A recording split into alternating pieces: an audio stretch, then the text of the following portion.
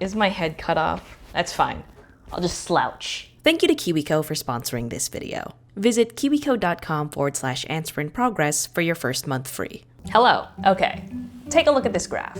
If I were to tell you this graph represents the number of horror movie releases per year according to IMDb, what would you think? Maybe you would notice this increasing trend over time. Maybe you would wonder what caused these spikes.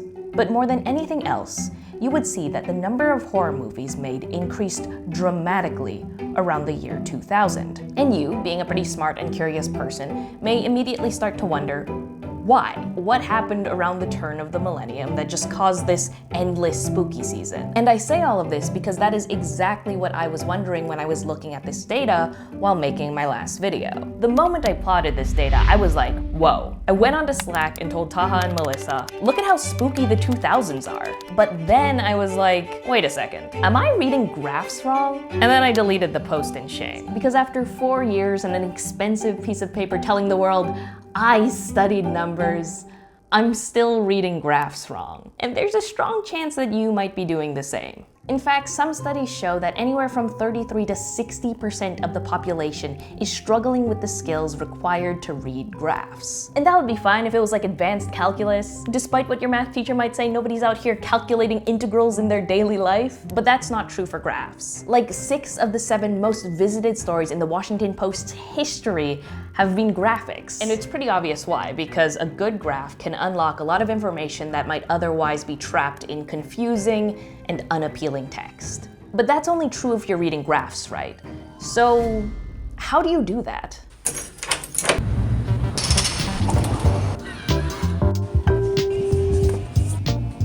How are you? Good, how are you? Good. What's bag today? No, thank you. Enjoy. Thank you so much. Take care. Did not think about how this background and this book are like the same color. Can you see it? Can you listen, I was gonna do a whole bit, change clothes, act like I just bought this book, but I didn't. I got this a few weeks ago. It's just been sitting on my bedside table for the past while. Anyway, I don't think that the right move is to get everybody to watch a crash course on graph reading, because I don't think that'll work. However, I do think we could all do better to recognize the common pitfalls that can get anyone. Luckily, many of them are neatly outlined in this book, How Charts Lie, by Alberto Cairo. Wait a second. Ha! Oh, that's called contrast. Anyway, a lot of those common pitfalls are neatly outlined in this book, How Charts Lie. It's a really easy read with some great examples. Also, because it's about data visualization, there are pictures. But in case graph illiteracy isn't your only problem and you can't read books, here's the gist. A graph has 5 ways of misleading you: poor design, dubious data, insufficient data, concealing uncertainty, and suggesting misleading patterns. Designing graphs is hard. Every decision, from colors to axes to labels, they all affect the story the graph tells and how clearly it tells it. Like, I've not only made mistakes reading graphs, I've also made plenty of mistakes designing them. Not every poorly designed graph you see out there is out of malice. Sometimes it's just hard. But a good design needs to strike a balance between simplicity and accuracy. As a reader, you need to make sure that the design choices complement the data rather than exaggerate. But there isn't really a point in complementing the data if the data is bad or dubiously sourced.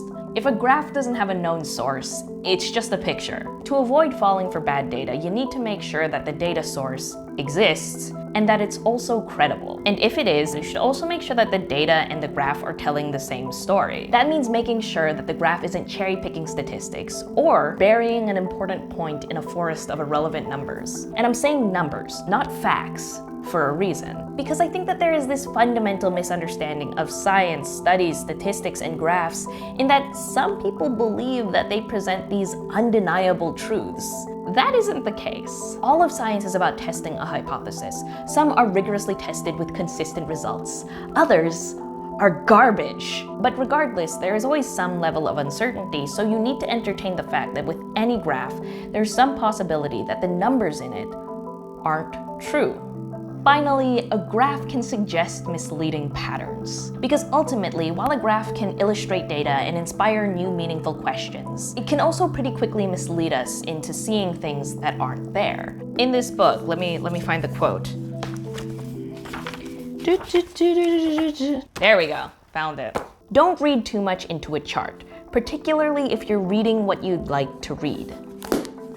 I did that. That is where I seriously boofed it with that graph I showed you at the beginning. Because I was making a video about horror movies and how our personal fears might intersect with them. And I saw this graph, and I know about some things that happened around the year 2000, you probably do too, that I wanted to see and be like, oh, that is a sign that horror movies are a direct reflection, a direct result of our own human fears.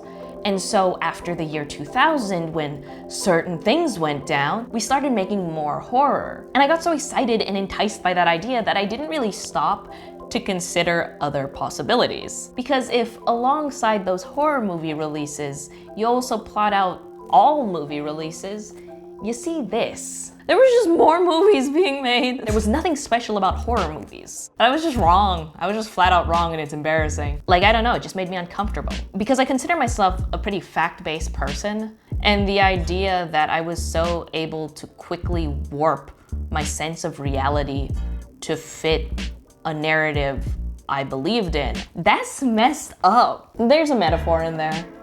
It's probably not even a metaphor.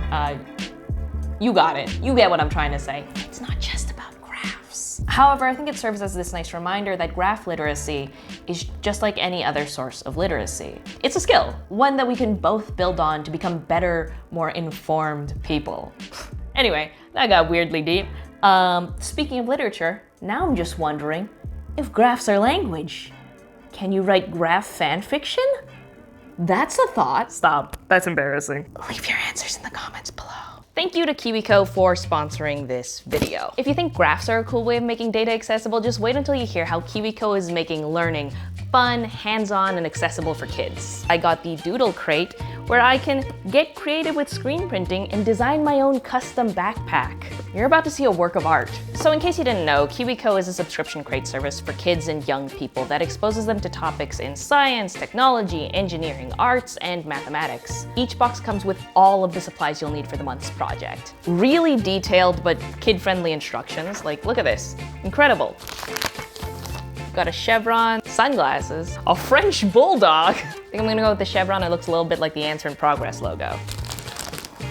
It's not just Doodle Crates, by the way. They have 8 subscription lines catering to different age groups and topics. And when I say different age groups, I mean all of them. From 0 months to 104 years old, there's fun for everyone. Okay, ready? So we're gonna do a few passes. With the holidays right around the corner, a KiwiCo subscription would be an incredible option for younger family members or family friends. It's really hard to beat the gift of a new learning experience every month and a lifetime of curiosity. If you want to try your first month of KiwiCo for free, head on over to kiwico.com/answer in progress. Or click the first link in the description. Look how pretty it is.